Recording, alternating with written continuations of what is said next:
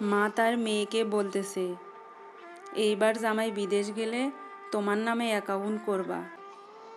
তোমার ভবিষ্যৎ আছে না, টাকা পয়সা সব তোমার কাছে রাখবা, শক্তি থাকবে, টাকা থাকলে সব কিছু সম্ভব। আবার সেই মা ছেলেকে বলতেছে, শোনো বাবা, বউয়ের হাতে কিন্তু খবরদার টাকা পয়সা দিবা না, কারণ বউ তো টাকা পয়সার মালিক না। বউকে কেন টাকা পয়সা দিবা? সে থাকতেছে, খাইতেছে, পড়তেছে, এটাই তো তার অনেক। সে তো ভাত কাপড়ের মালিক, টাকা পয়সার মালিক না।